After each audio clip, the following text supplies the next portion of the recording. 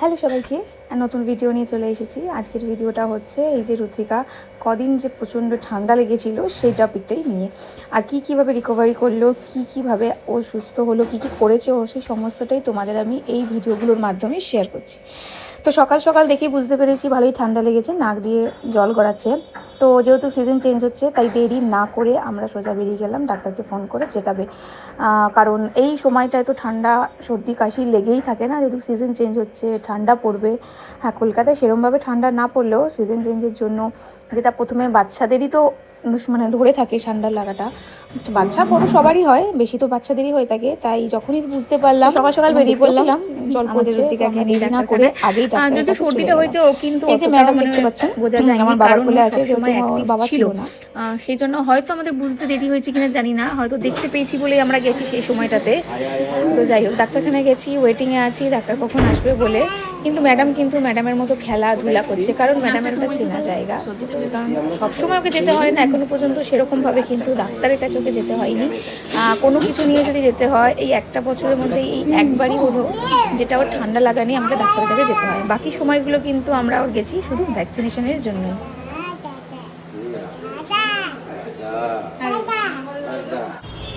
তো যখনই আসে মানে ভ্যাকসিনেশন নিতে প্রথমে ওকে ওয়েট মাপানো হয়, আর সেটাও খুব ভালো করে জানে।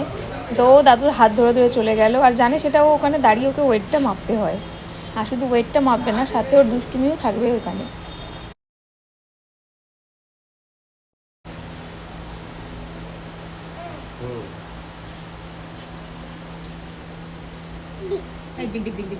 I I I I I. তো ডাক্তার দেখি আমরা ঘরে চলে এসেছিলাম, এবং সমস্ত যা যা ওষুধ দিয়েছিল, মেডিসিন দিয়েছিল, কফ সিরাপ, গলার, সেগুলো নিয়ে ঘরে চলে এসেছিলাম। কিন্তু এই যে খাওয়ানোর টাইমটা একদমই খেতে চাইছিল না, সেটা বুঝতেই পেরেছি ওর শরীরটার জন্য, সর্দির জন্য আমরা বড়রাই অনেক সময় বিরক্ত লাগে, ও তো ছোটো অনেকটাই, তো খেতে চাইছিল না। তো তাই জন্য সেদিন মাও ছিল, মাকে বললাম দেখো যদি খায়, তো কোনোভাবে খাওয়ানো যায়নি, যতটুকুনি খাওয়া গেছে এক দুগাল, তারপরেও মেডিসিন খেয়েই ঘুমিয়ে পড়েছিল। এই যে মেডিসিনগুলো এখানে ছবি দেওয়া হলো, এই সমস্ত মেডিসিন কিন্তু ওর সর্দির জন্যই দেওয়া। তো মেডিসিন খেয়েও ঘুমিয়ে পড়েছিল, তারপরে বিকেলে উঠে দেখতে পাচ্ছ আবারও খেলাধুলা শুরু।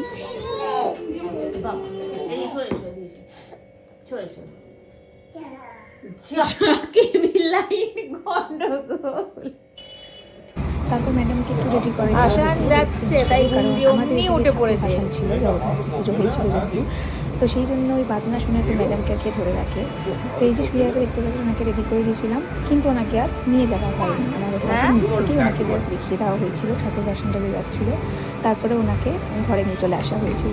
ততক্ষণে আমি ওর খাবারটা বানাচ্ছিলাম, যেহেতু একটু গলাতে একটু ব্যথা ব্যথা ছিল, সর্দির কারণে হতে পারে, খাওয়ার ইচ্ছেও ছিল না, তো এর জন্য প্লেন একটা গাজরের ভেজ স্যুপ বানিয়ে দিয়েছিলাম লিকুইড করে, যাতেও খেতে পারে। কিন্তু খাওয়ানো কেকার সাথী ম্যাডামের যে খাওয়ার মুডই ছিল না। যাই হোক, ওকে জোর করি না খাবারের জন্য, তাই যতটুকু পেরেছি ভুলিয়ে ভালিয়ে যেভাবে খেলার চলে খাওয়ানো যায় খাইয়েছি। তারপরে ব্যাস ম্যাডাম ঘুমিয়ে পড়েছিল, আর অপেক্ষায় ছিলাম পরের দিনে কেমন সকালে থাকে, কীরকম থাকে না থাকে সেই জন্য। তো সেই হিসাবে ম্যাডাম ঘুম থেকে উঠেই সকালবেলাতে এই যে ঝাড়ু নিয়ে বসে পড়েছিল, কিন্তু তার উপর মাঝে আমার উপর একটু রাগ হয়েছিল, কারণ তোমাকে আমি ওষুধ খাওয়াতে বসেছিলাম। কি হয়েছে? আমি জোর করে ওষুধ খাইয়ে দিয়েছি? হ্যাঁ, ওই জন্য মায়ের উপর রাগ, ওই জন্য রাগ মায়ের উপর। আচ্ছা তুই আদর করে দি, আচ্ছা আদর করে দেবো, হ্যাঁ, আর রাগ করতে নেই, হ্যাঁ, আর রাগ করতে নেই। তারপরে আর মাঝে সেরকম ভিডিও নিতে পারিনি, কারণ একটু ব্যস্ততার কারণে ওকে নিয়ে ওর ওষুধ, তারপরে রান্না বান্না সমস্তটাই ছিল একার হাতে, তাই ওকে পারিনি। তো বিকেলে যখন মা ডিউটি থেকে চলে আসে, তো সেইটুকুনি ক্লিপ নিতে পেরেছি। বিকেলের দিকে একটু ফ্রেশ লাগছিলো ওষুধ খাওয়ার পরে।